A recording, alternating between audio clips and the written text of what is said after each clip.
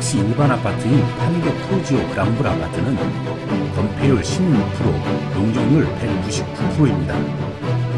반면에 상업지역에 위치한 호안 서밋플레이스 주상복합은 건폐율이 59%, 용적률은 299%이고 역시 재건축 일반 아파트인 서초 그랑자이 아파트는 건폐율은 15%, 용적률은 299%입니다. 반면에 상업지역에 위치한 서초 투라필리스는 건폐율이 59%, 용적률은 498%이고요. 그는 총점을 했을 때 원베일리는 90점, 아쿠아 아크릴리는 78점을 받게 됩니다. 원베일리가 16% 정도 높게 형성이 되어 있죠.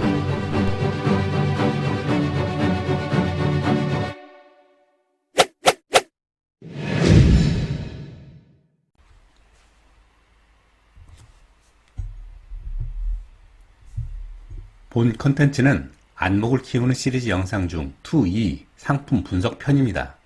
제 채널의 영상 중에 내 집 마련은 어떻게 할까를 보지 않으신 분은 먼저 보고 오실 것을 추천드리고요.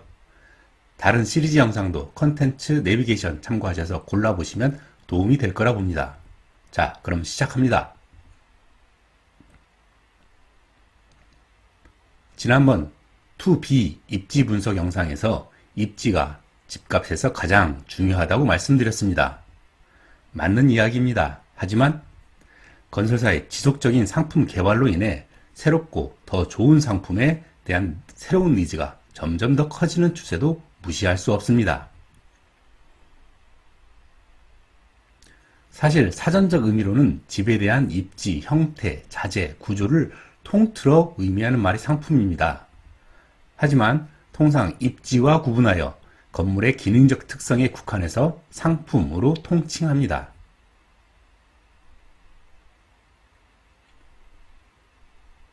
상품 분석은 크게 단지, 세대, 브랜드, 연식 정도로 구분해서 분석할 수 있습니다. 단지 항목은 단지 규모, 커뮤니티, 주차 여건, 건폐율, 용적률의 세부 요소로 평가하고, 세대 항목은 구조, 개방감, 향 배치, 마감 수준의 세부 요소로 평가하며, 브랜드 항목은 탑티어 브랜드, 대형 브랜드, 유명 브랜드, 괜찮은 브랜드 그룹 정도로 구분해서 평가할 수 있습니다. 연식 항목은 입주 시기를 기준으로 2년, 5년, 10년으로 구분해서 볼 수 있습니다. 기본 평가에 추가해서 조경, 외관, 특화 등은 알파 항목으로 플러스 할 수 있겠습니다. 위 항목 중에 단지 영역에서의 건폐율, 용적률, 그리고 세대 평면의 구조는 조금 더 자세히 설명드리도록 하겠습니다. 단지의 밀도를 가늠할 수 있는 척도인 건폐율과 용적률의 개념을 다시 한번 보겠습니다.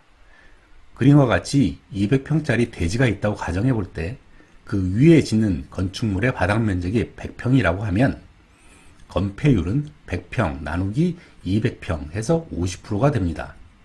그런데 짓는 건축물이 총 5개층이면 지상 연면적이 모두 500평이 되어서 용적률은 500평 나누기 200평 해서 250%가 되는 겁니다.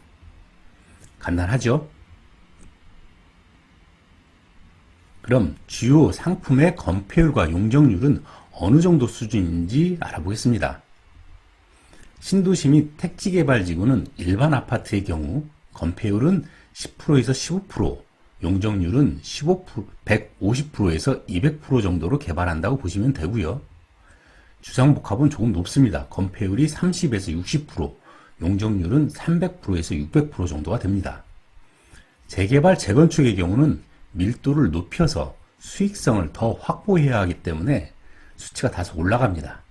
일반 아파트 건폐율 220%, 용적률은 250에서 300% 정도 됩니다. 주상복합의 경우는 건폐율 60% 미만, 용적률은 800에서 1000% 그 이상까지도 나옵니다. 종합하면 일반 아파트보다 주상복합의 밀도가 훨씬 높고 재정비 사업을 하게 되면 수익성을 위해 이보다도 밀도를 높이게 되는 겁니다. 그럼 몇 가지 실 사례를 대해서 이해를 높여보겠습니다. 판교 신도시를 예로 들어보겠습니다. 일반 아파트인 보뜰마을 금호 어울림은 건폐율 18%, 용적률은 184%입니다. 역시 일반 아파트인 판교 푸르지오 그랑블 아파트는 건폐율 16%, 용적률 199%입니다. 반면에 상업지역에 위치한 호안 서밋 플레이스 주상복합은 건폐율이 59%, 용적률은 299%이고 알파리움 1, 2단지는 건폐율 35%, 용적률은 349%나 됩니다. 그럼 재건축이 된 실사례를 들어보겠습니다. 강남역 인근 지역입니다. 2020년에 입주한 재건축 일반 아파트인 레미안 리더스원은 건폐율이 18%, 용적률은 299%입니다. 역시 재건축 일반 아파트인 서초 그랑자이 아파트는 건폐율은 15%, 용적률은 299%입니다. 반면에 상업지역에 위치한 서초 트라펠리스는 건폐율이 59%, 용적률은 498%이고요. 서초 삼성 쉐르빌2는 건폐율은 59%, 용적률은 1008%나 됩니다. 대지 위에 쌓아 올리는 건축물의 밀도를 측정하는 수치가 건폐율과 용적률이기 때문에 일반적으로 건폐율과 용적률이 높으면 조금 답답하다라고 생각하시면 크게 다르지는 않습니다. 하지만 다른 여건으로 조금 다를 수도 있습니다. 서울 강남구 삼성동에 삼성동 아이파크라는 단지가 있습니다. 최고 층수 46층으로 밀도가 꽤 높아 보입니다. 용적률도 300% 가까이 되고요. 하지만 건폐율이 9%밖에 되지 않고 지대도 높은 곳에 위치해 있어 한강 조망을 비롯해서 동, 서, 남, 북으로 모두 트여 있어 조망 여건도 아주 우수한 단지입니다. 그래서 지금도 초고가이지만 한동안 대한민국 최고가 단지의 지위를 유지하고 있었습니다. 즉, 용적률이 높다는 것은 답답할 거라고 생각할 수도 있지만 건폐율이 낮고 주변 대지 상황에 따라 꼭 그렇지도 않을 수 있음을 감안하셔야 한다는 사례로 들어보도록 하겠습니다.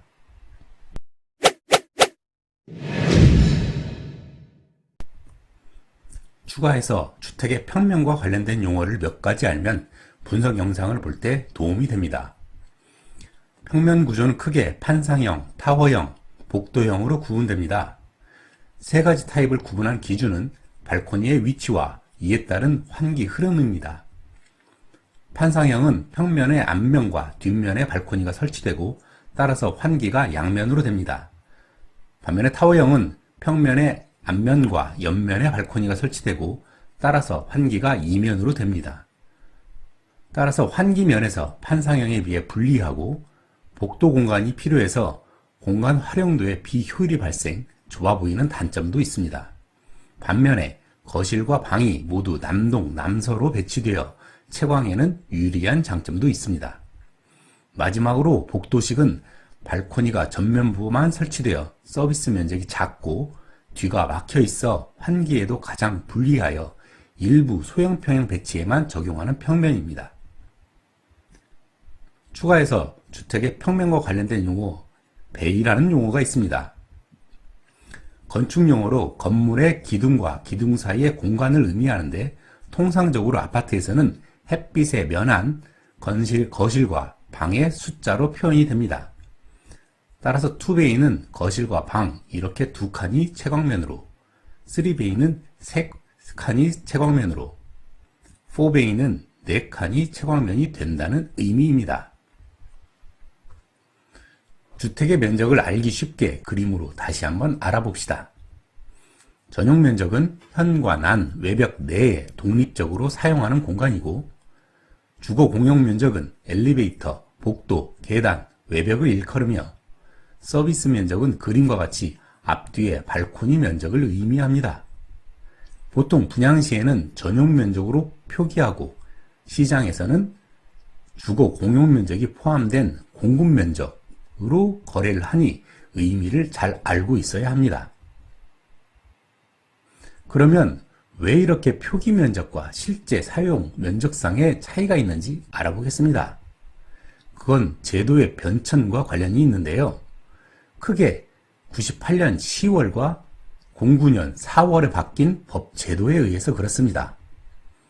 98년 안목지수가 법제화되면서 벽체 면적을 제외한 면적을 전용 면적으로 표기하게 되었고, 그 전까지는 벽체 중심선을 기준으로 면적을 산정했기 때문에 같은 전용 면적 25.7평이라고 하더라도 벽체 면적을 제외하고 산정함으로써 상대적으로 전용 면적이 넓게 공급이 되고, 여기서 제외된 벽체 면적 2평 내외는 주거 공용 면적에 포함되어 2평 내외가 전체적으로 증가하게 됨에 따라 분양 시에는 32평에 33평에서 34평, 35평으로 표기하게 됩니다.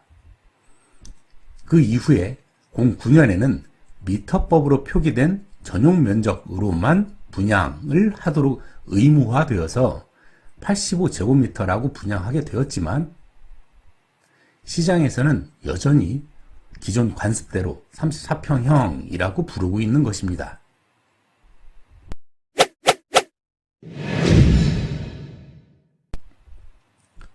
자, 그럼 상품 분석의 요소별로 어떻게 분석할 수 있는지 항목별로 살펴보겠습니다. 먼저 단지 분석입니다. 단지는 단지 규모, 커뮤니티, 주차 여건, 건폐율, 용적률로 나눌 수 있다고 했는데요. 전체적으로 15점, 15점, 5점, 5점으로 배점시킬 수 있고, 단지 규모는 2000세대 이상부터 300세대 이하까지 차등평가할 수 있습니다. 커뮤니티는 수영장, 스카이 라운지, 사우나, 골프, 피트니스 등 기타 그 시설의 면적과 종류, 유무에 따라서 총 15점 만점으로 등급별로 구분을 차등하게 됩니다. 주차 여건은 세대당 2대 이상 올 지하 주차장을 만점으로 세대당 1대 미만 0점까지 그 주차 대수의 비율에 따라서 차등 평가하게 됩니다. 용적률은 건폐율 10% 이하, 용적률 150% 이하를 만점으로 용적률 20% 이상, 용적률 300% 초과까지 5점에서 0점까지 차등 평가하게 됩니다. 다음은 세대평가입니다. 세대평가는 평면 구조, 개방감, 향배치, 마감 수준으로 구분할 수 있는데요. 평면 구조는 총 15점을 4베이 판상형을 만점으로 2베이 타워형을 6점까지 차등 평가하게 됩니다. 개방감은 조망 요소에 따라서 총 15점까지 줄 수 있는데, 조망 요소가 없더라도 동간거리 300m 이상, 동간거리 100m 이상, 동간거리 100m 미만으로 앞 건물에 가려져 있는 정도에 따라서 개방감의 평가를 하게 됩니다. 향 배치는 정남향을 만점으로 남동향, 남서향, 기타 향의 순서대로 차등 평가하고요. 마감 수준은 A+, A, B, C로 구분하는데, A+인 경우에는 수입, 고급 가전, 대리석 상판, 고급 주방 가구, 붙박이장, 원목 마루, 천연 무늬목문, 외산 수전, 간접 조명, LED 조명 등등 가장 최고급을 기본으로 해서 이 부분을 어느 정도 충족시켰느냐에 따라서 차등 평가하게 됩니다. 사실 최근에는 이런 마감 고급화 요소들이 별도 옵션으로 계약하도록 하는 부분들이 많이 있어서 면밀한 비교 검토가 필요하고요. 마감 수준은 단지에 따라서 또 각양각색이기 때문에 실제 청약 단지 분석 때 좀 더 자세히 설명드리도록 하겠습니다. 다음은 브랜드 분석입니다. 사실 이 부분은 좀 논란의 여지가 있을 수 있음을 먼저 말씀드립니다. 특히 회사 관계자분들이 보신다면 기분이 언짢을 부분도 있을 수 있고 개인적으로 취향이 좀 다를 수도 있습니다. 하지만 제 오랜 경험을 바탕으로 한 주관적인 의견이 포함되어 있으니 감안하시고 들어주시기 바랍니다. 탑티어 브랜드, 대형 브랜드, 유명 브랜드, 괜찮은 브랜드, 그 밑에 아는 브랜드 정도로 그룹핑을 했는데요. 총 10점에서 1점까지 차등 평가합니다. 탑티어 브랜드는 레미안과 DH, 대형 브랜드는 자이, 아크로, 힐스테이트, 유명 브랜드는 푸지오, 더샵, 롯데캐슬, 아이파크 정도가 해당이 되고, 괜찮은 브랜드로는 SK뷰, 하나, 포레나 정도가 해당이 된다고 할 수 있겠습니다. 그리고 나머지 위브, 플래티넘, 스위첸, 우미린, 하늘채, 대시양, 센츄레빌 등등 들어본 브랜드 정도라고 아시면 되겠습니다. 다음은 연식인데요. 아무래도 최근에는 새로운 상품 개발이 지속적으로 이루어지고 있어 최신 단지에 대한 선호도는 지속적으로 올라가고 있는 게 사실입니다. 거기에 입주 시기가 경과함에 따라 차등 평가하게 되고 집주인이 직접 사는 비율이 높은 단지일수록 노후도는 경감되는 게 사실이기 때문에 같은 연차에서도 실거주 비율에 따라 차등 평가를 부여할 수 있습니다. 기타 특화 항목입니다. 조경과 외관으로 나눠볼 수 있는데요. 상징목이나 상징광장 공원, 특화 문주, 5층 이하 대리석 마감, 경관 조명 등 지금까지 설명한 상품 요소를 직접 적용해서 그러면 분석을 해보겠습니다. 비교 분석 사례로는 반포에 있는 원베일리 아파트와 반포 아크로 리버파크로 정했습니다. 규모는 반포 원베일리 2999세대, 아크로 리버파크 1612세대, 커뮤니티는 둘 다 최고급, 주차 여건은 1.82, 1.84대로 모두 지하에 있습니다. 건폐율 용적률은 둘 다 19%, 299%고요. 구조는 4베이 판상에서 2베이 타워까지 다양합니다. 개방감은 대체로 좀 여유한 편이지만 일부 아주 양호한 세대가 있는 것은 확실합니다. 향 배치는 주로 남동, 남서로 배치되어 있고요. 마감 매우 우수합니다. 그리고 브랜드는 반포 원베일리는 삼성이 지은 레미안이고요. 아크로 리버파크는 대림에서 지은 아크로입니다. 연식은 원베일리가 23년 8월 가장 최신 아파트이고 아크로 리버파크가 16년 8월에 입주했습니다. 조경은 둘 다 우수한 수준이고 외관 또한 매우 우수합니다. 그러면 총점을 했을 때 반포 원베일리는 90점, 반포 아크로 리버파크는 78점을 받게 됩니다. 아무래도 레미안이라는 브랜드와 2999세대라는 대단지, 그리고 최신 아파트라고 하는 연식이 크게 작용해서 점수를 높게 받았습니다. 그러면 이 두 개의 단지의 총점을 비율로 놓고 보면 원베일리가 약 15.4% 정도 높은 것을 알 수가 있습니다.